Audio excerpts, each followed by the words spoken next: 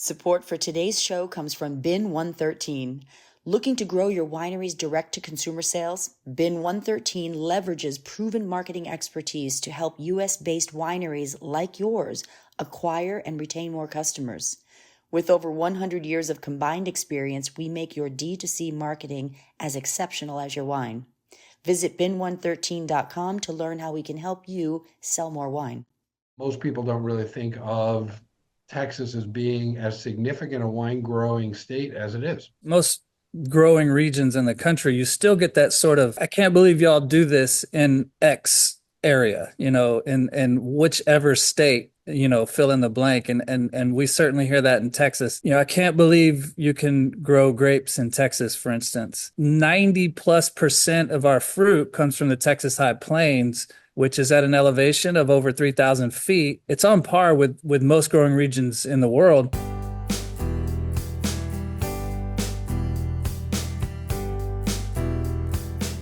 We haven't had a chance to meet before, Randy. I'm Alan. It's a pleasure to have you on Wine Across America. Thanks for joining us.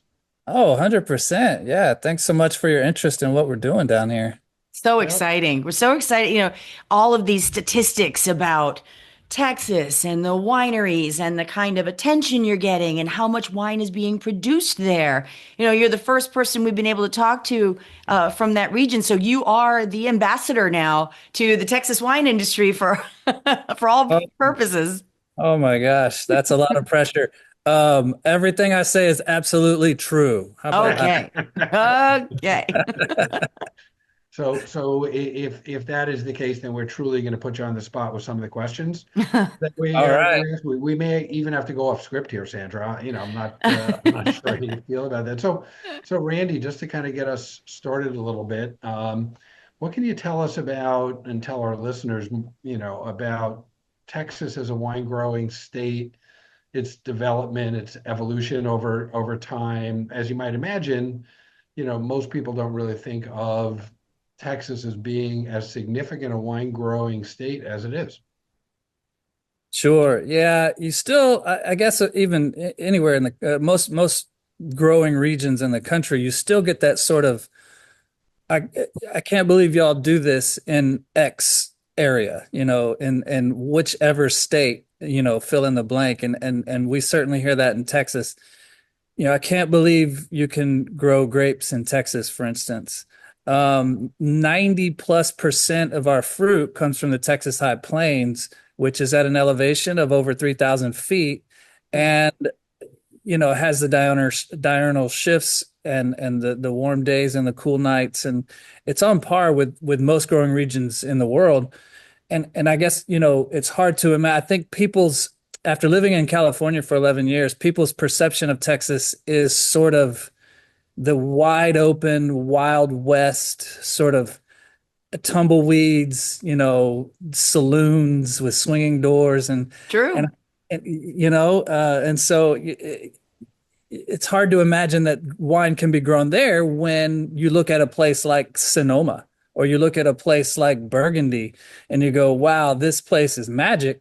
And then you look at, the set of Giant and you go, where's all the cows? It's amazing. So you were 11 years. I know you worked for some very prestigious vineyards up in Northern California.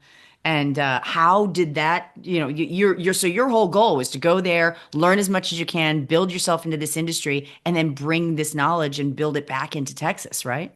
That was the whole goal. By the end of that 11th year, people they thought we were crazy because we were so fortunate in who we worked for, who our mentors were.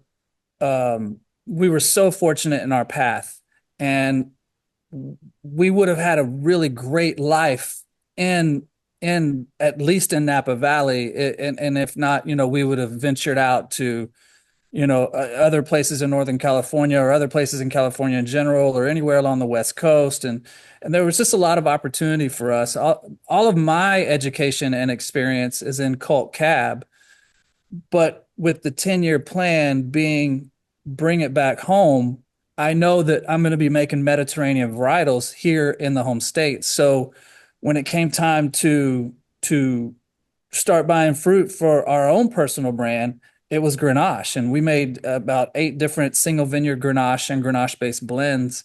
One white blend that was Grenache Blanc, Picpoul, and Marsanne.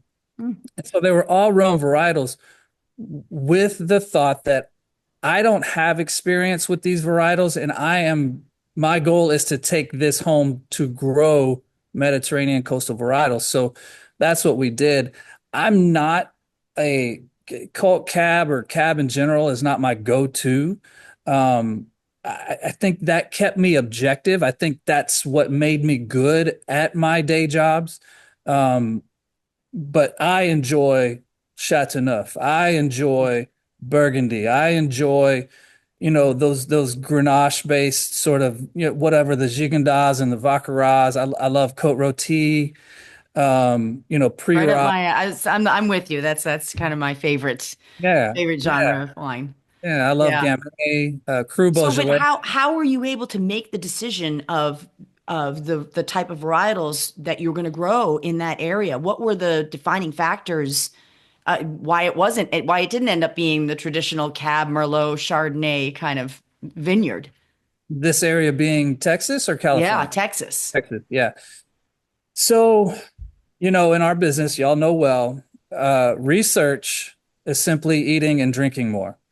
And so every time we came home for events or for networking or for the symposiums and all the things, we would always go visit wineries. Obviously, we're not gonna, this isn't Kansas anymore, Toto. We're not gonna be in Napa Valley anymore. We're not gonna be in Sonoma anymore.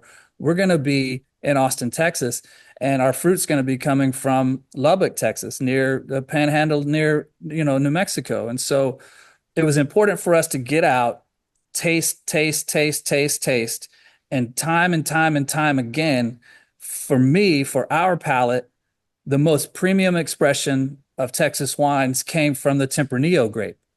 And so that to me became sort of where we were going to plant the flag. Was I feel to this day, Tempranillo is the highest quality red wine that we produce in the state. And I I'm not doing this as a business. I'm doing this as a passion. And it's a challenge to get Americans interested in varietals that maybe aren't, we know maybe 4 or 5 varietals here across the United States. So to get people to say, "Wow, Tempranillo, what is that?" So that's another pushing a big rock up a hill. Yeah. I would love to start tasting some of your wines, but we do have a quick little break with one of our sponsors, and when we come back, we're going to taste our first wine. At Toomey, 50 years of innovation starts with you. Every zipper, handle, and wheel perfected to perform so you can perform. Day in and day out. Toomey, made for you since 1975. And we're back, and I'm excited to taste the first wine with you, Randy. Excellent. I've got your Albarino, which I'm such a huge Albarino fan. C.L. Butaud. And again, how did you get the name of the vineyard? Yeah, absolutely. So, my great grandfather, given name, Clet Louis Butaud. Aha. C.L. Butaud was his given name, but everyone knew him as Frenchie. The Butauds came over from a region in France, somewhere between like Dijon and Chablis.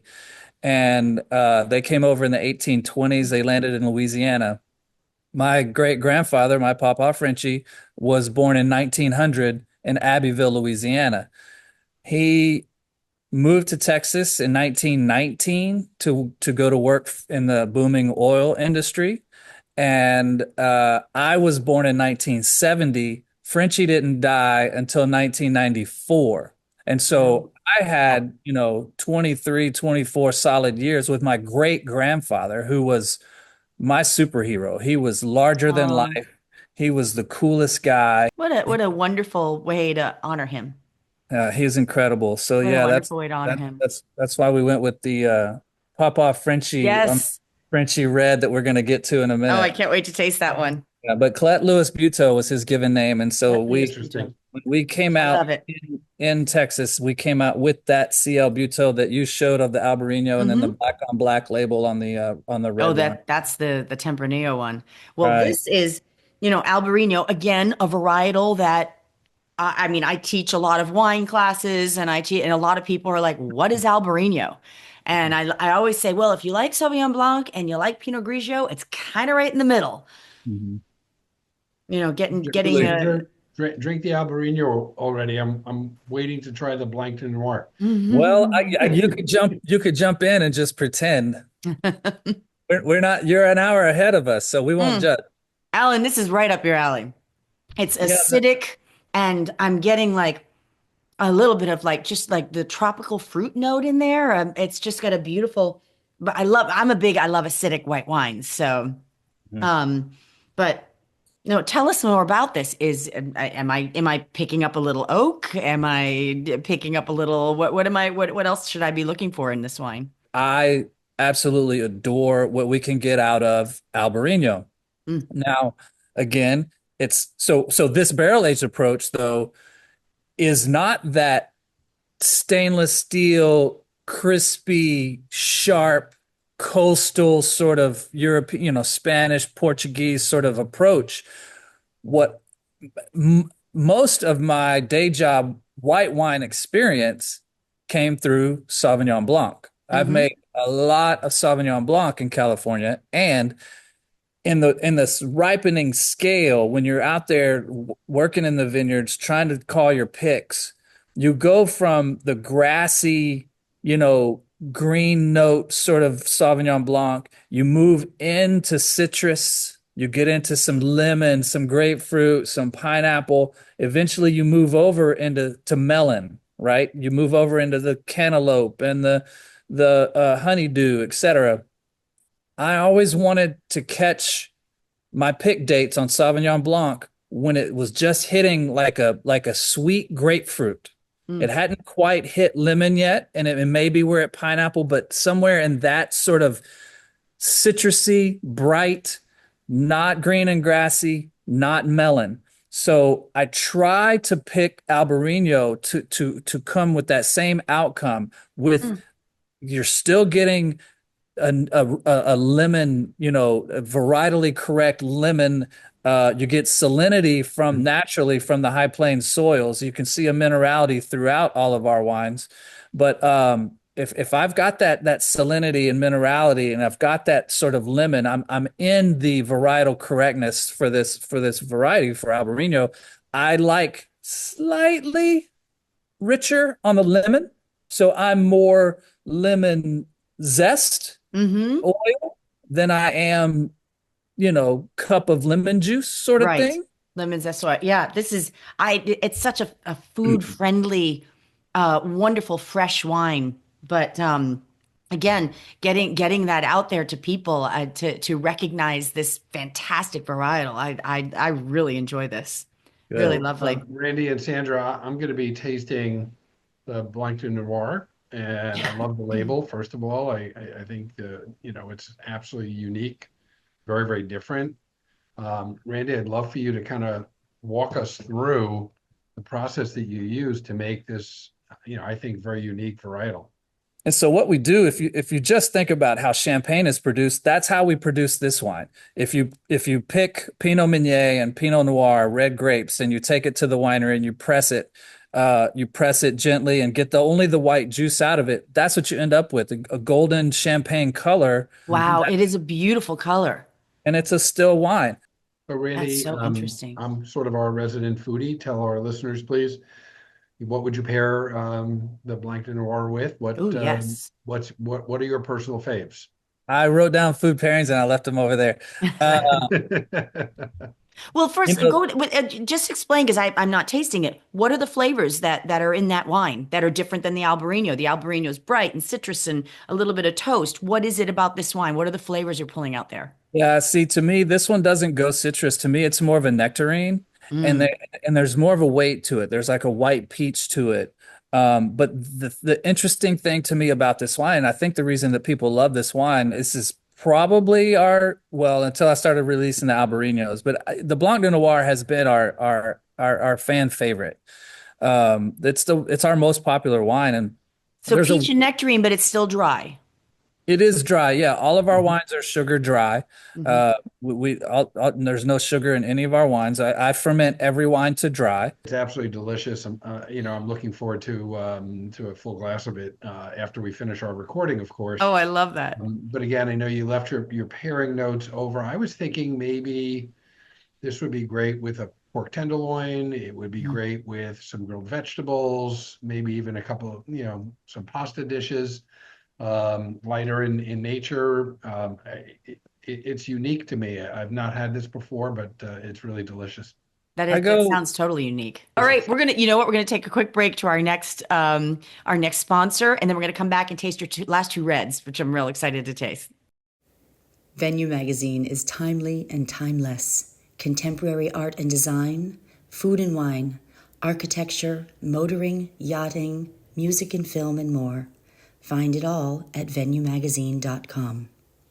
Okay, we're on to the next one. And this is Grandpa's wine, right? Here it is, with him on the label, that's the him. shampoo guy. That's my Papa Frenchie, C.L. I love it. Butaud. And the That back says Frenchie on it.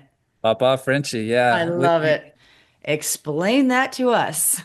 Yeah, so the politics of Texas wine get pretty messy, and I keep my head down and don't really get involved in the back and forth. But there's a lot of folks here who buy grapes and juice from other regions, Mhm. and then put their Texas label on it and go forward with that business model. And there's no right or wrong, but it's just not what I set out to do. I went away to California for 11 years with the whole goal of bringing that back home. And the last thing I want to do is then to not make Texas wine. So Right. I don't want there to be any confusion when anyone say if people don't know our brand and they're just walking up to it. I want everyone to understand that all of these wines that I've ever made in this state are 100% supporting Texas agriculture. It's very important to me. It's in my experience in California, well, just say one of our influences was my wife's first company. She was the CFO for Patson Hall, the Pinot Noir and Chardonnay producer, and James Hall had longstanding relationships with some of the best growers in all of Northern California, and Gary Pisoni as well down on the Central Coast. But that to me was what we wanted to do. We want those long-standing relationships with our favorite growers, the With your growers, growers, right? right? Yeah. And And representative of your area. You're really a representative of that whole community. What are the grapes that are in this? yeah, so the 22 is about 50% Sangiovese. Ah, Yeah, wow. with some Grenache and Mourvedre in there as well. The Frenchy red changes depending on the barrels that I'm working with. The 23, for instance, is Tempranillo, Counoise, and Graciano. So the basic approach for Frenchy stays the same, although some of the varietals may change. Wow, I mean, on the nose, I was getting like raspberry and spice Mm. on the nose, but and then the tannins are just really appropriate. Like the tannins are not over the top. It's just got this nice feel in the mouth. Um, Right. So I- yeah, so you're nailing it. So Frenchie to me, if I'm trying to make a a mm, high end approach on Tempranillo, if I'm trying to make a high end approach on Mourvedre and Grenache, the Frenchie blend for me is always your everyday wine. It's it your is. everyday banger. It's Yeah.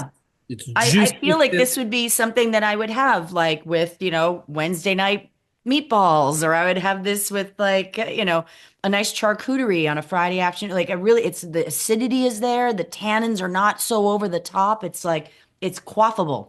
Exactly. And the price point on the Frenchie wines is specific to that. The Frenchie line is all hovers around $20 a bottle. Rich raspberry, spicy, perfectly tannic wine. I Yeah. really like that. The tannin is Mm. kind of the key to this. the oak a lot of times. So I don't have concrete. I haven't been able to afford concrete yet, really, but I'm using oak, I'm using neutral oak, and I'm using stainless steel barrels. And a lot of times it's the stainless steel approach that ends up in the Frenchie. So you have some of the tannic from the plant material. You have some of the tannins from maybe the barrel or two that ends up in it. But that to me, I want that softer tannin. Again, every day, two bottles, we're all gonna sit down. Oh my God, that bottle's already gone. Let's just open another. It was $20. Like I said, Uh, quaffable. right, Okay. right. Absolutely. And And then now the next wine that Alan is has with him, I'm very familiar with because I've had the pleasure of showing this wine on two different television segments. This is your Tempranillo, which you're saying is the statement grape of your area of Texas, and you're claiming this, and I loved this wine because of its richness, because of its smoky quality, because of um, it represents also like the cuisine of your area, and that's really what all wines should be representative of the area and the cuisine there. Although I did show your wine at one Halloween time and paired it with a Snickers bar. oh, how'd that go?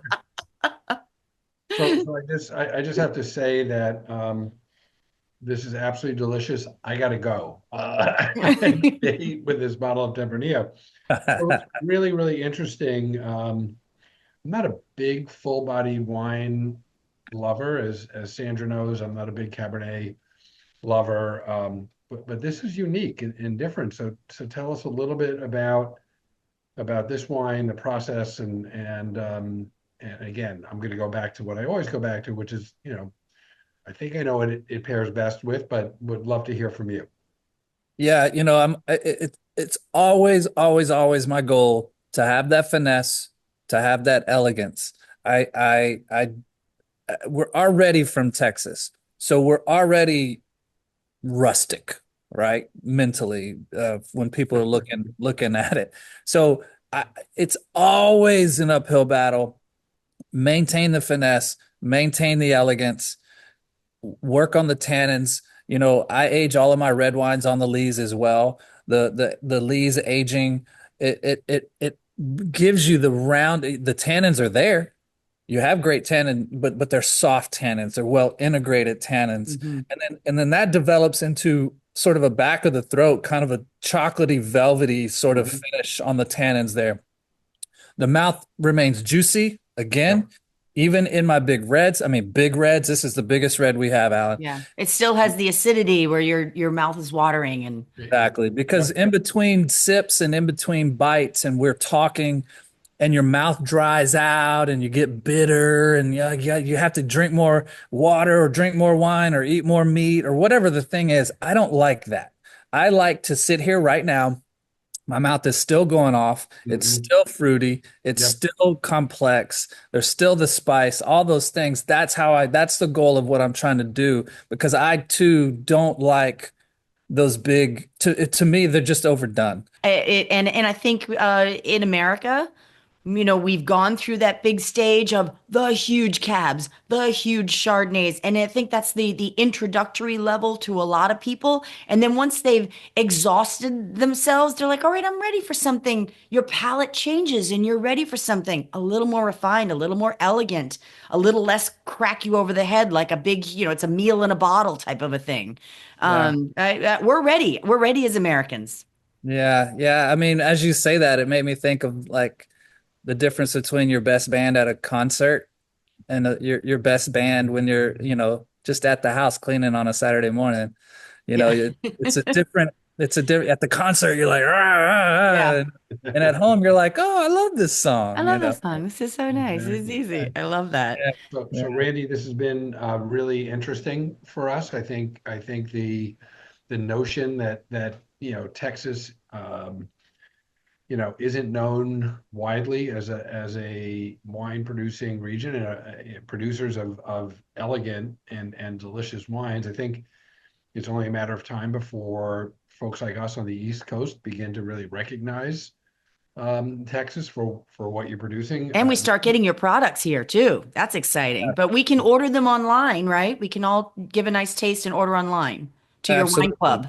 Absolutely. We have followers all over the country. A lot of times from our California days, we were based in Napa, but we had visitors from all over. And today we have customers all over the country. We ship to most states. It's on our website. Right. The states that we cannot ship to based on those states.